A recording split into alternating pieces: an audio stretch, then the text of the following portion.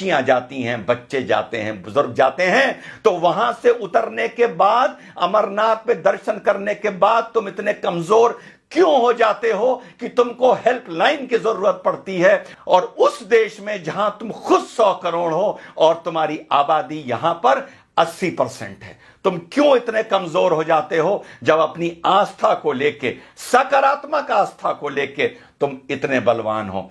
10 बार बता चुका हूं, मुसलमानों को समझाया नहीं समझे, 10 बार पहले बता चुका हूं और अब बता रहा हूं, एक हो, टीका लगाने से शर्माओ ना। सरदार 7 मीटर की पगड़ी पहनता है, उसको प्रॉब्लम नहीं होती, उसे गर्मी नहीं लगती। आपने अपनी धोती छोड़ दी, आपने भारतीय संस्कृति का प्रतीक, आपने अपनी धोती छोड़ दी। क्यों छोड़ दी? बुरे लगेंगे क्या? सरदार तो पगड़ी में बुरा नहीं लगता, कॉन्फिडेंस में रहता है। मुसलमान तो ऊंचे पजामे में बुरा नहीं लगता, कॉन्फिडेंस में रहता है। लेकिन आपने अपनी संस्कृति छोड़ी, आपने अपनी धोती छोड़ी। रोज नहीं पहन सकते, महीने में एक बार पहन लो।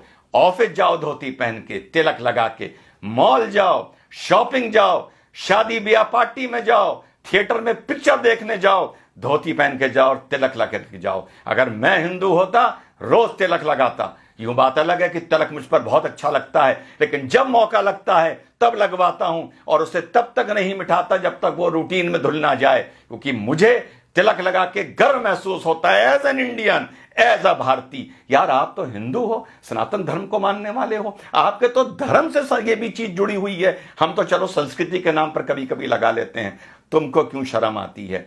इस शर्म से हिंदू नौजवानों बाहर आओ। आपकी हिंदू महिलाएं मंगलसूत्र पहनती हैं, सर पर सिंदूर लगाती हैं, माथे पर बिंदी लगाती हैं। आप क्या करते हैं? ये अपनी निशानी बताने के लिए कि ये हम भारतीय हैं और भारतीय हमारी संस्कृति है। आपने सोचा दाढ़ी रख के इतनी बड़ी सरदार भाई बहुत हैंडसम होते हैं अंदर से, लेकिन वो कहते हैं हमें कोई नहीं मतलब, पगड़ बांधेंगे, दाढ़ी रखेंगे, हमें अपने फीचर्स नहीं दिखाने किसी को, और तब भी कितने खूबसूरत लगते हैं। मूंछ कटा के मुसलमान कोई खूबसूरत नहीं लगता, ऊंचा पजामा पहन के कोई मुसलमान खूबसूरत नहीं लगता। आपको लेकिन यह लगता है कि धोती पहनकर आप बैकवर्ड लगेंगे, आपको यह लगता है कि सर पर तिलक लगाकर आप बैकवर्ड लगेंगे, आपको यह लगता है कि चोटी रखकर आप पंडे या बैकवर्ड लगेंगे। इसको अपने वे ऑफ लाइफ में लाइए। चोटी को नहीं ला सकते तो तिलक को लाइए, धोती को लाइए। 5 मिनट 10 मिनट फालतू लग जाएं, बाजार भी जाइए, घूमने भी जाइए, तो कभी कभी महीने में 2 4 5 बार धोती पहन के जाइए। दफ्तर जाइए, तिलक लगा के जाइए।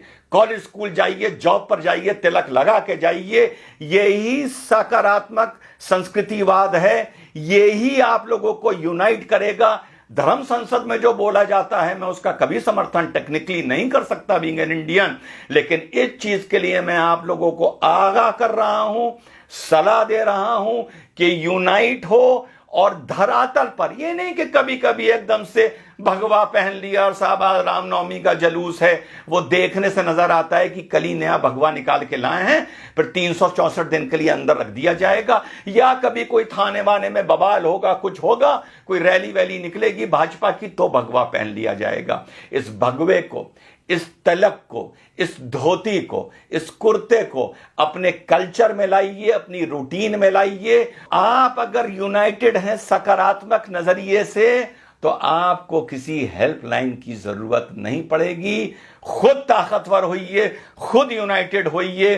तो संदेश मेरा यही है मेरे सनातन धर्म के मानने वाले साथियों, ज्यादा मैं नहीं बोल सकता, बतौर मुसलमान बोलूंगा तो तुम ही में से 10 खड़े हो जाएंगे ये कहने के लिए कि मुसलमान में ज्यादा ज्ञान आ गया है, ये ज्यादा हमें ज्ञान दे रहा है, और 10 खड़े हो जाएंगे ये बोलने वाले कि ये भड़का रहा है, और बाकी शायद चुप हो जाएंगे और मुट्ठी भर मेरी बात समझेंगे। और यही आप लोगों का आगे जाके 50-100 साल बाद पछतावे का सबब बनेगा।